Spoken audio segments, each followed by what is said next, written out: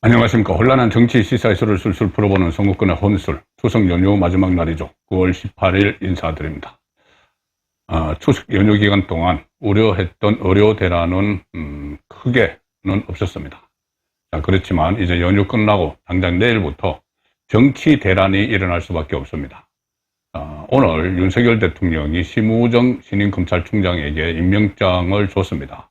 내일 취임식을 갖게 되면은 심우정 검찰총장 체제가 본격적으로 출범을 하면서 정치권을 향한 수사가 대대적으로 이루어질 수밖에 없습니다.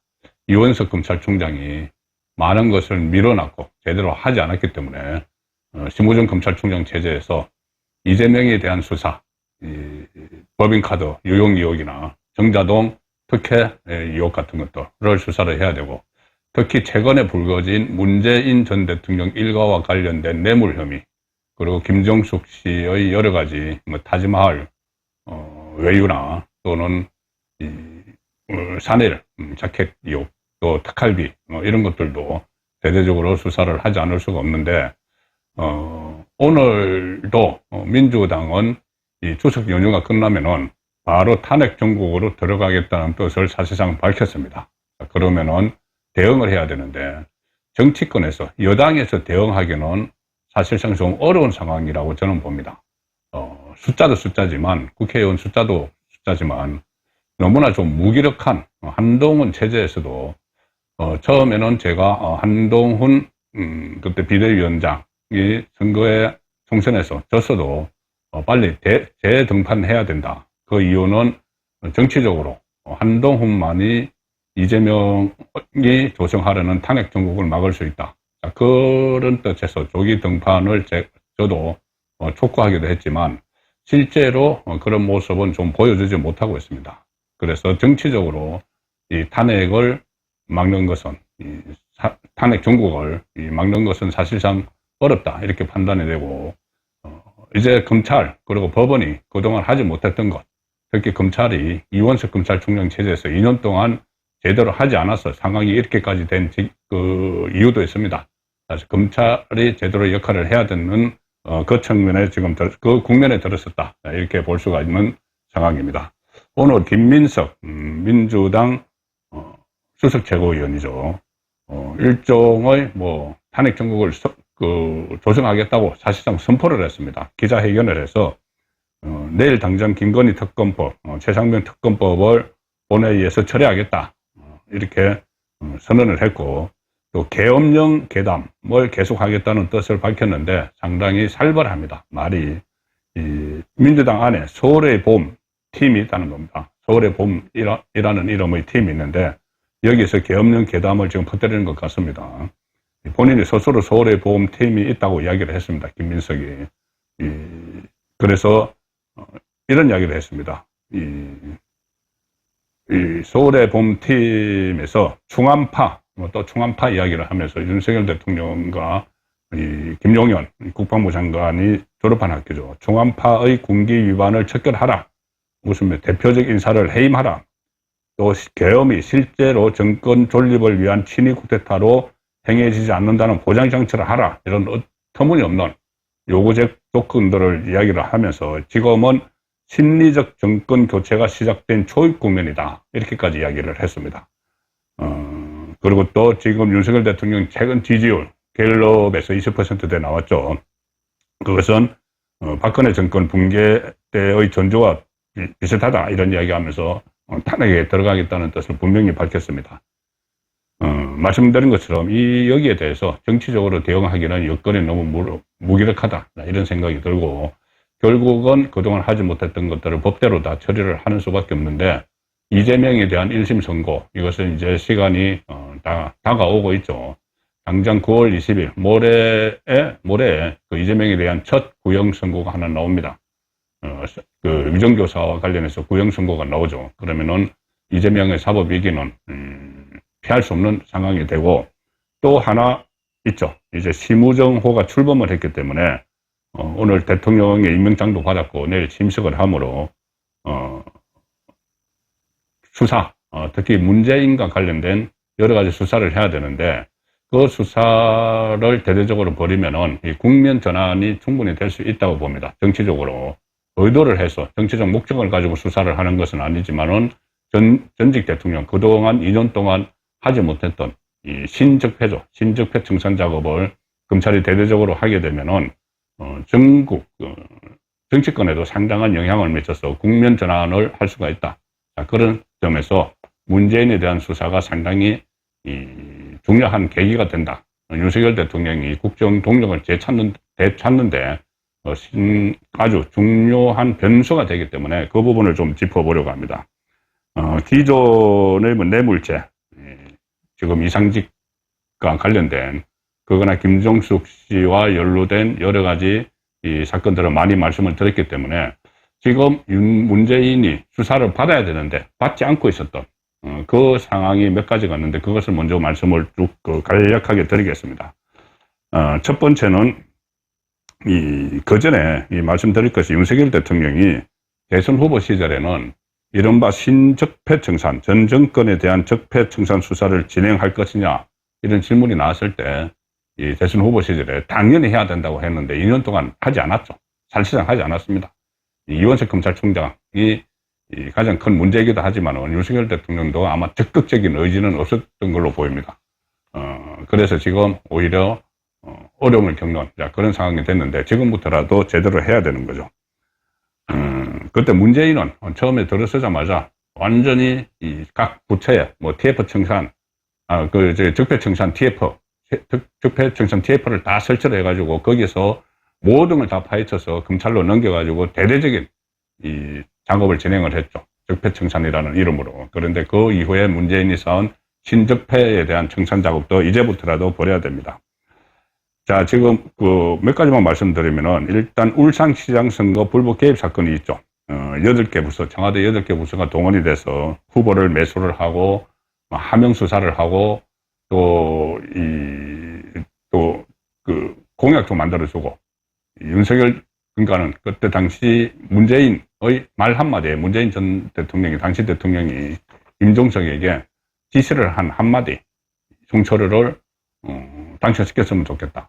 그 한마디로 청와대 8개 부서가 다 움직인 사건인데 이게 최근에 몇 명의 황운하를 비롯해서 몇 명에 대해서는 2심 선고까지 나왔죠. 그런데 임종석, 조국 그 앞에서 멈췄기 때문에 이 수사를 다시 재기수사 명령을 내려서 수사를 벌이고 있고 최근에 경찰관들, 당시 경찰관들, 민정수석실에 파견된 경찰관들을 또 소환을 해서 조사를 시작을 했기 때문에 이것도 새로운 검찰총장 체제가 들어섰으니 임종석, 조국이 조만간 또 소환될 가능성이 있습니다. 그럼 그 뒤에 몸통은 문재인이죠.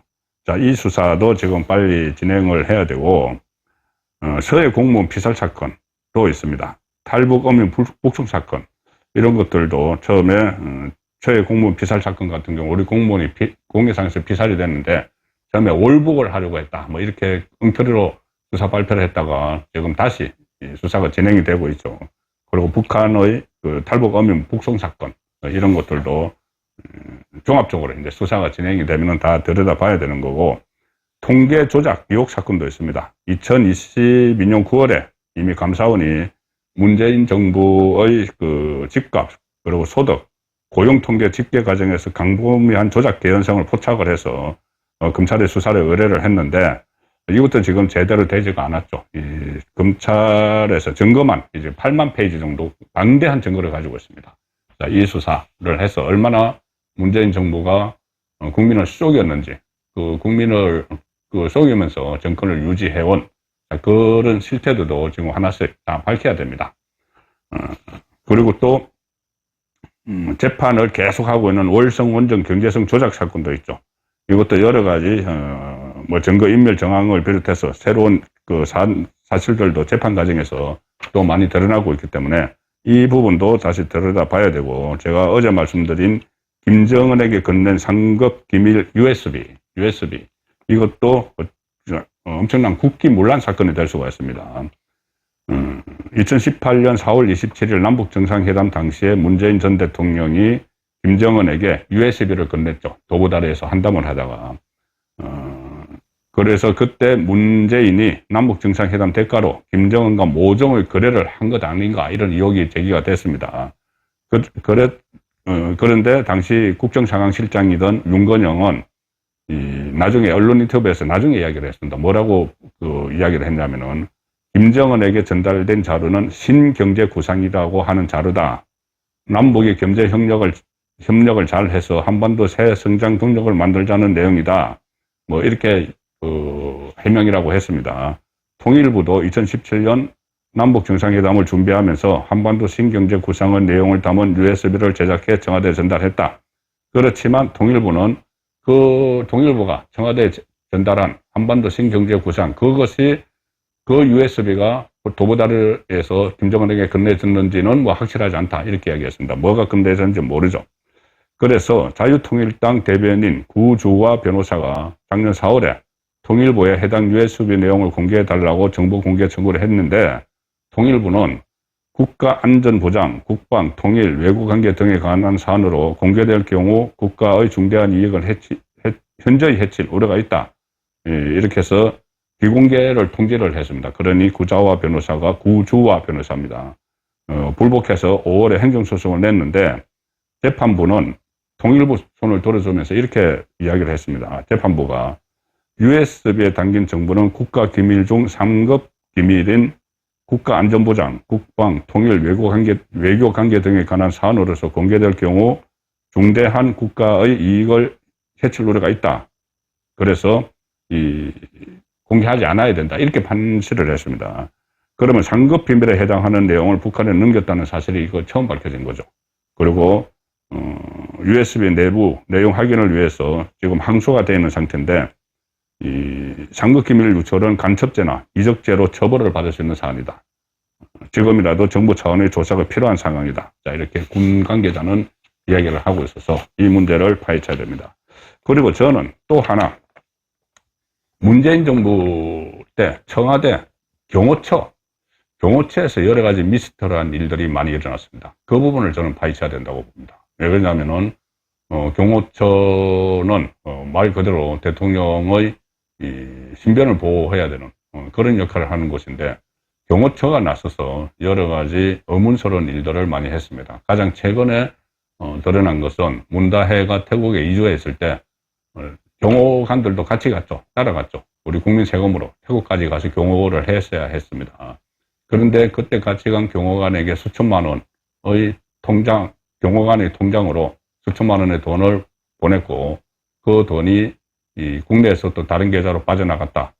그런데 도대체 무슨 돈이냐? 바타도 있었다고 한다. 뭐 이런 이야기들도 있었죠. 그 경호관의 계좌를 통해서 일종의 돈 세탁을 한 그런 이유까지 있습니다. 그래서 그때 주영훈 당시 경호처장이 검찰에 불려갔죠. 검찰에 불려갔는데, 주영훈 경호처장은